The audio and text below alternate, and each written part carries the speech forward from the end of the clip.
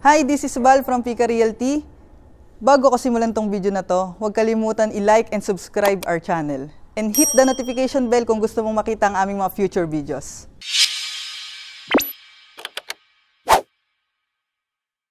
This is 6-bedroom house and lot with 149 square meters lot area and 250 square meters floor area.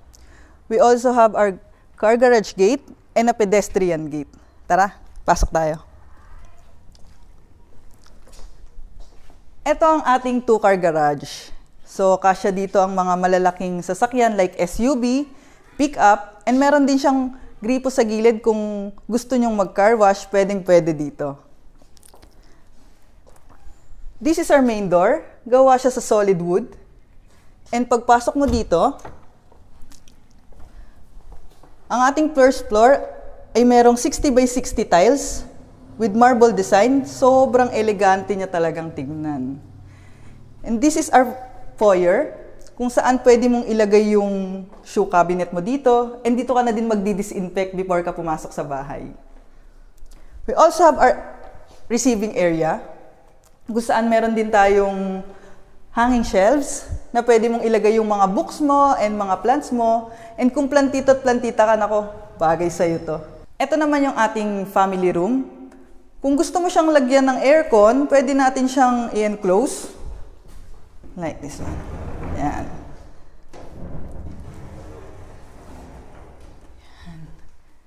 Kasya din dito yung L-shape na sala. And dito, pwede nating ilagay yung television. Meron din rin siyang mga cabinets para sa mga extra gamit mo. And meron naman tayong hidden door dito para sa seniors room. So, spacious din siya. Meron na din siyang cabinet. Kung wala naman kayong senior sa bahay, okay lang kasi pwede mo itong gawing pantry or storage room.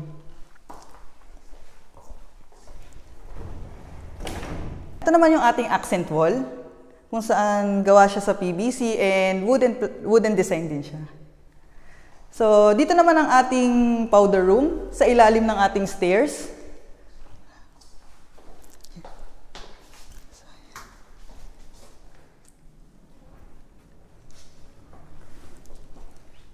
Meron na din siyang division dito para sa ating dining area. So, ito ang ating dining area.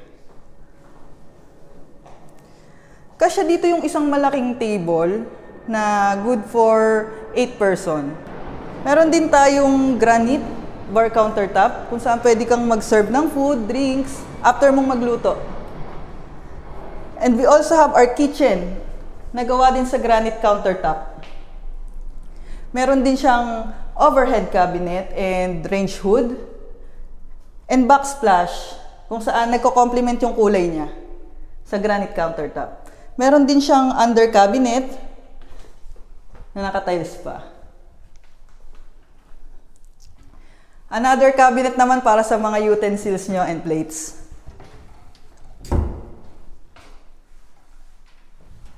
So, dito naman, we have our dirty kitchen. Naka-sliding door din siya. So, sobrang tipid sa space. Naka-granite countertop din siya. May range hood din. And cabinet para sa mga ibang gamit. Dito naman sa left ko, nandito yung ating maid's room na may sariling toilet and bowl. So, dito naman, in my right, nandito naman ang ating lanay. Sliding door din siya. As usual, para tipid tayo sa space. And dito sa may katabi din niya is ang ating service area. Kung saan pwede kang maglagay ng washing machine and magsampay syempre. Kung naghahanap kayo ng mga property around Rizal and Metro Manila or may gusto kayong ibentang property, i-message nyo lang ako. Tara po. So, ayan, nandito na tayo sa ating second floor. Makikita nyo, guys, sobrang dami nating owning window dito and fixed window para sa ating natural light. And ang ating floor, dito sa second floor, is ceramic tiles, wooden plank design. Sobrang elegante niya talaga. This is our second bedroom. Tara. So, makikita nyo dito, naka-cove light na siya and naka-drop ceiling na siya. Meron na din tayong provision for aircon dito and meron na tayong built-in cabinet.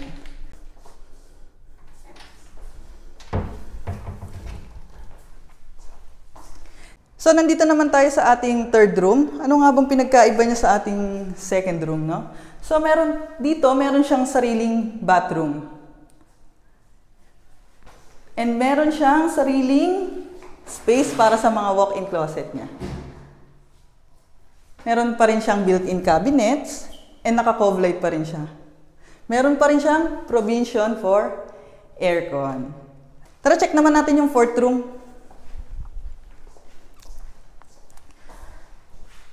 So, this is our fourth room. Sobrang spacious niya. So, sobrang okay talaga to sa mga malalaking family. Same pa din siya, naka-cove light pa rin siya and naka-drop ceiling. May provision pa din for aircon and malaki yung cabinet niya. Sobrang laking cabinet. Yan.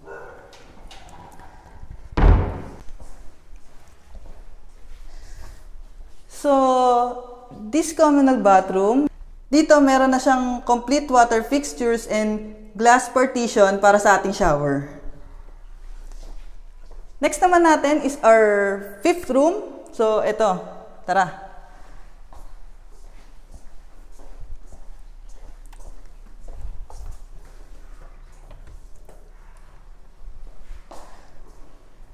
So guys, isa sa pinaka-preskong room dito sa bahay na to. Meron na siyang sariling balcony, no? So dito, if ever, pwede kang maglagay ng table dito sa umaga. Pag gusto mong mag-coffee, pwede ka dito, no? And sobrang presko niya. And meron na rin siyang built-in cabinet. Yan. For mga gamit. And dito naman yung ating television. Meron na rin siyang mga cabinet pa din. Sobrang malaki to. Punta naman tayo sa ating master bedroom. Ito yung pinakamagandang room dito sa bahay. Tara, check natin.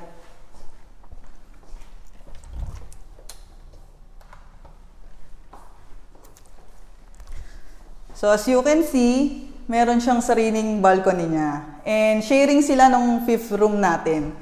Meron tayong fixed window and owning window para pa rin sa natural light. Meron tayong cove light and drop ceiling pa din. Check natin yung bathroom natin dito. Meron siyang sariling bathroom. So dito meron siyang sariling bathtub and partition para sa shower. Yan. Dito meron na rin siyang sariling cabinet niya for towels and toiletries and vanity. Kung nagustuhan niyo tong video na to, huwag kalimutan i-like and subscribe our YouTube channel. And kung gusto niyong magpaset ng tripping, ilalagay namin ang aming contact number dito sa description.